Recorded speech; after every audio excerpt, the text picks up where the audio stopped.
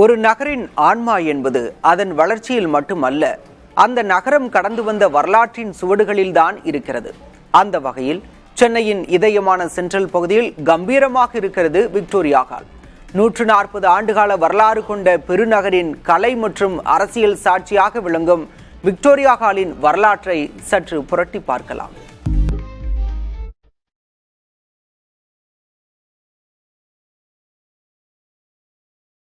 ஆயிரத்து 1882 விதைக்கப்பட்ட ஒரு கனவு. நகரத்தின் அக்கறை கொண்ட செல்வந்தர்கள் ஒன்று கூடி சென்னைக்கு ஒரு பொது அரங்கம் வேண்டும் என எடுத்த ஒரு முடிவு.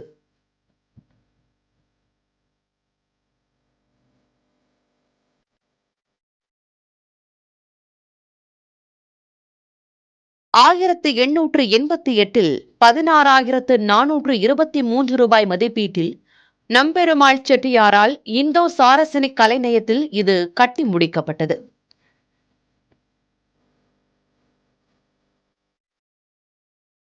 விக்டோரியா மகாராணியின் பொன்விழா நினைவாக பெயரிடப்பட்ட இந்த அரங்கம் அதன் பிறகு ஒரு வரலாற்று களமாகவே மாறியது. அந்த ஆண்டு இங்கிலாந்து மகாராணி விக்டோரியா ராணியாக பட்டம் ஏற்று 50வது ஆண்டு நிறைவு பெற்றிருந்தது. அதற்கான பொன் விழாவை பிரிட்டிஷ் அரசு கொண்டாடியது. இந்த விழா தொடங்கும் போது சராசரியாக இந்த கட்டட பணிகளும் நிறைவடைந்திருந்ததால் இந்த கட்டடத்திற்கு விக்டோரியா பப்ளிக் ஹால் என்று ஆங்கிலேயரால் பெயர் சூட்டப்பட்டது.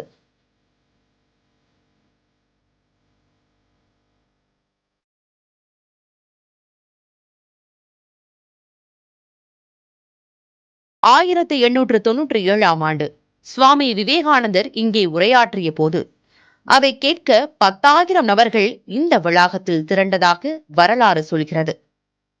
தென்னாப்பிரிக்காவிலிருந்து ஒரு சாதாரண வழக்கறிஞராக திரும்பி தேசப்பிதாவாக உருவெடுத்த மகாத்மா காந்தி 1915 உரையாற்றிய அதே தளம்தான் இது.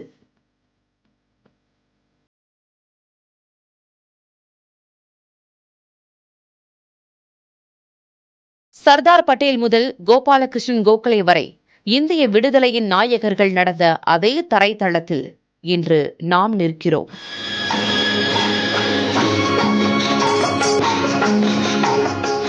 காலத்தின் கோலத்தால் பொலிவிழந்திருந்த இந்த கலை அரங்கம் நீண்ட காத்திருப்புக்கு பிறகு சிங்கார சென்னை 2.0 திட்டத்தின் கீழ் 32,62 லட்சம் மதிப்பீட்டில் இப்போது புது பொலிவு பெற்றுள்ளது.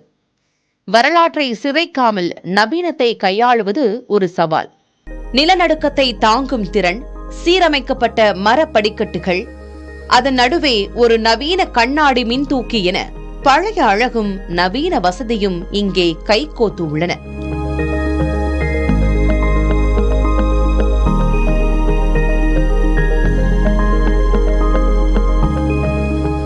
தரைத்தளத்தில் நீதி கட்சியின் தோற்றம் முதல் தமிழகத்தின் அரசியல் பரிமாணங்கள் வரை புகைப்படங்களாக காட்சிப்படுத்தப்பட்டுள்ளன.